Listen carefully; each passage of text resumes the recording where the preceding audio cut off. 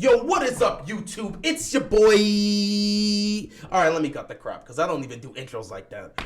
What's going on, everybody? Hope you guys are enjoying your day. That's better. Ravens flock. Ravens flock. How are you guys doing? How did you guys enjoy the bye week? Did you have fun? I enjoyed the bye week. If you saw me after the Monday Night Football live stream between the Ravens and Saints, I was cooked. I was like, man, I need a break. Not really a break from the Ravens, more a break from you guys, man, because y'all were on something, man. Y'all were crying and complaining, and I got tired of hearing it every single day, every single week. It was constant. Oh, man, the receivers are terrible. Greg Roman can't play call. He needs to be fired. John Harbaugh's doing a terrible job. He has to go. The defense is this. The defense is that. Lamar keeps getting blamed in the media. All this other stuff. Lamar's going to leave us. Guys, calm down. The way we were talking as a fan base heading into the bye week, one would think we were a 3-6 football team. We're 6-3. Y'all needed to calm down, man. I got so tired of hearing that. I could use the break. I really talked about the Ravens during the bye week because I just needed to get away from that and get refreshed so we can do this final stretch and hopefully prepare for the playoffs. But we are coming off of the bye week, and who we got this week? Ooh, we got the Carolina Panthers. Now, on paper, this is a huge mismatch. Baltimore is the much superior team, the more talented team, and they're expected to destroy these guys, especially because Baltimore is a great team coming off the bye week. So a lot of people are expecting this to be a blowout. But if Monday Night Football's game between the undefeated Eagles and the 4-5 Washington Commander, if that wasn't a lesson that clearly showcased that you should never underestimate your opponent, I don't know what is. I mean, in a season like this, where we've seen the freaking Colts upset the Chiefs, it's clear to say that no opponent should be overlooked. No one should be overlooked. And I do not believe the Ravens are going to overlook the Panthers. They're going to take this seriously. And they're going to have to keep that same mentality down the stretch because I believe by the strength of schedule, Baltimore has one of the easiest, if not the easiest, remaining schedule. So obviously everyone expects them to just crush these guys, but if they have the mindset that we're far superior and they overlook these guys, we may end up losing a couple games we have no reason to lose. So they got to stay focused, stay engaged, and take every opponent serious, which I believe they're going to because this team has had to learn the hard way why you should never underestimate an opponent. So I expect them to be prepared for this game against the Panthers. Speaking of that, I was all ready to come here and talk about P.J. Walker and what we would have to do going up against him and how our defense is going to have to respond to him. But for some reason, things change. We get the report that P.J. Walker is apparently dealing with an injury. When did he get injured? I'm guessing it was at some point against the Falcons game on Thursday Night Football. I don't know when, I don't know how, but he suffered an injury. And due to that injury, he is not going to play on Sunday. So the Ravens will get to see an old friend.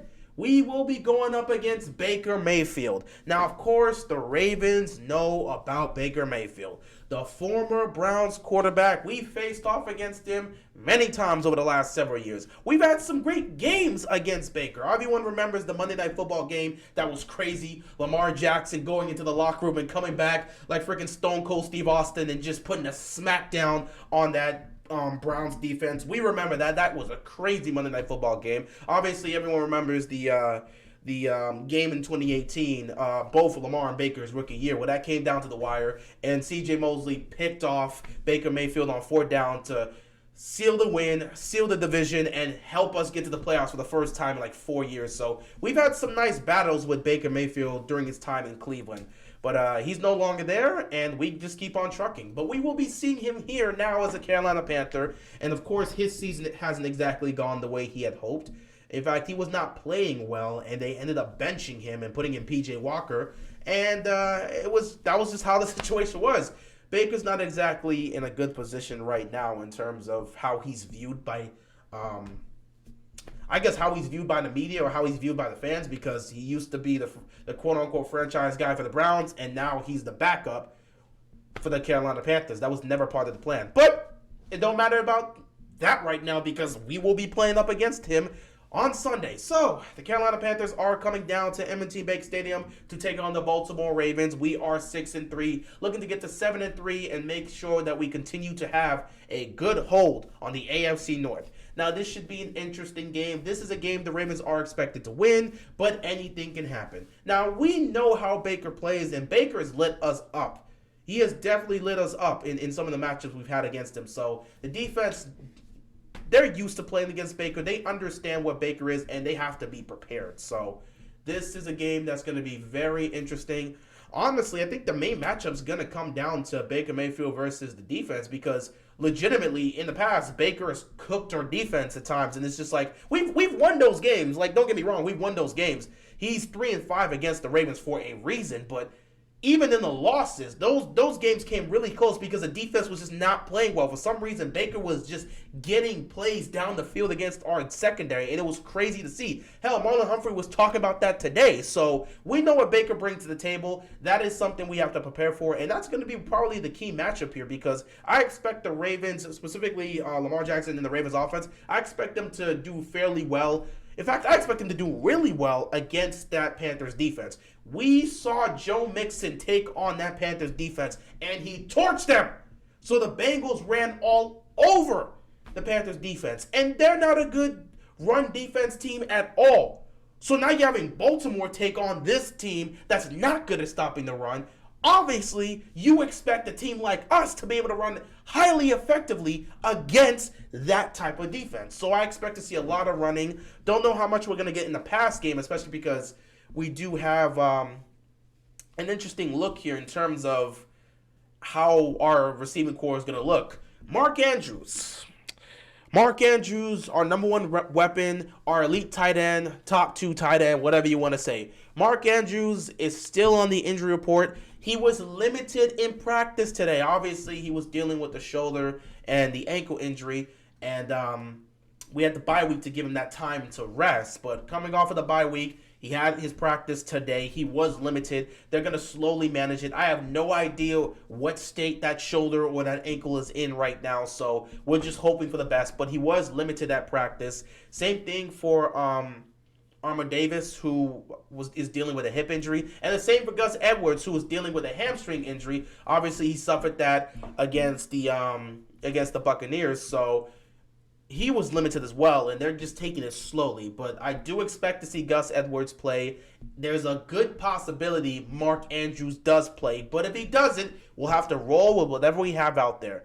Deshaun Jackson, it seems like he's doing good. He might play, he might not play. We're not sure. One thing I will say, though, is Isaiah Likely's been doing a great job, and he's been thriving. He's been thriving over the last couple weeks. So if Mark Andrews isn't good to go in this game, we will still be fine, because I believe Isaiah Likely will be effective enough for us when it comes to the tight end room. Well, he'll be effective enough to be able to get something done. Not to mention, if he's not good to go, then that means this is the time for Kolar to get some looks, because obviously Kolar's been back. He's expected to play at some point. They're going to throw him out there. And if that's the case, if Andrews is not a good to go, he's not 100%, there's no reason to throw him out here. Isaiah Likely's playing well. You got Kolar back. You might as well play him too. Give Mark Andrews as much rest time as he needs. We don't need to throw him out here for a game against the Panthers. Obviously, we're not overlooking him, but you should have enough here to be able to get the job done, even if Mark Andrews isn't good to go. You know, we're trying to think down the stretch. We have a long way to go. We've just finished the halfway point of the season. You still got 7 games left to go. Season's not over. The division has not been locked up. You're still trying to fight to make sure you can secure that playoff spot. You don't want to lose Mark Andrews to a severe injury. So if he's not good to go, there's no reason to throw him out there. You have Isaiah Likely. You got Kolar back. You could try him and see what he does. So we'll see how the Ravens choose to play this. But, we don't exactly know what's going to happen with that. Don't know what's going to happen with Deshaun Jackson. Seems like he's doing well. He's probably going to play, but who knows. One last thing. We talked about this, too, before we got into the bye week. Monday Night Football, we thought there was a possibility that David Ojabo could play, but they chose not to play him and go into the bye week. I predicted that he was going to play against the Panthers, because now he would have that extra time to get those extra reps and get more comfortable within the scheme of our defense and how things go here. So that was talked about today by Coach Harbaugh, and he said there is a possibility that, there's a possibility or there's a chance that Ojabo is playing, but there's nothing definitive yet. They'll see how the week goes, especially as they continue to to ramp up his reps and get him more comfortable within our defense. But I believe there's a high chance David Ojabo is out there on Sunday against the Panthers. So that was just a couple things to mention there for us. As for this game, keys to the game is quite simple. Offensively, run the football. This is a poor run defense. You should be able to run the football with them. You should be able to run the football against this defense. And you should be able to run the football with the guys you have. Even if Gus Edwards doesn't play, Kenyon Drake's been doing well enough to get it done. Though I expect Gus Edwards to play. I don't think his was severe enough to keep him out. And he is expected to play. But, I mean, for Kenyon, if he doesn't play, Kenyon Drake can hold the fort down. So we'll see what happens with that. But when you're going up against a run defense that is poor, you have to be able to take advantage of that. We saw what Joe Mixon did against that defense, so we should be able to do something similar to that too, especially with the guys we have there. So expect the run game to be very prominent in this matchup. That's one of the keys of the game. Run the football. Take advantage of that weakness that their run defense has right there. So run the football. Protect the football. Don't turn the ball over. Don't give extra possessions to Baker in that offense. And most importantly, try to get something going in the pass game. Be more consistent. And not even most importantly, but crucially important, especially down the stretch, because this is something we've talked about throughout the season. Finish. That's been a huge theme. That's not the most important thing. That's just critically important because that's something we've struggled with. I talked about this. If this team wants to be a Super Bowl contending team, a legit Super Bowl threat, they need to find a way to consistently finish offensively and defensively. So one of the keys to the game is definitely finishing. When that fourth quarter comes, we cannot just start sitting back and either pressing or start getting complacent depending on what the score is at the time. We need to finish the football game. So that is very, very important. So run the football, of course.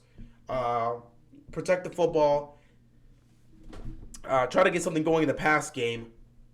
Finish drives. Finish in the fourth quarter, and then defensively force turnovers, don't give up the big plays, and try to stop the run. Those are pretty simple there, but really the most important thing, or the most crucially important aspect of this, is finish.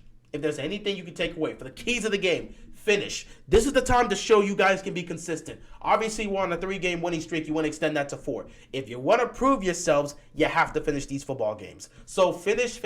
Offensively, defensively. Finish in the fourth quarter, because through 3 quarters you've been great, but the fourth quarter you're one of the worst teams offensively and defensively. Finish the football game, guys. Finish drives. Finish the football game. Finish in the fourth quarter. I will continue to say this until you consistently show you can do this. Finish. All right, so yeah, that's pretty much your key to the game. Just got to run the football, take advantage of their weakness on defense. Try to get something going in the pass game, protect the football, defensively, force turnovers, don't give up the big play over the top, stop the run, and then just finish. That's all we need to see from you guys. If we're able to do that, we should be able to get a victory against this team. Now, in terms of how I see things going, I don't really like to predict here because whenever I get it right, it usually ends up whenever I get the actual score prediction right, it usually ends up being flipped.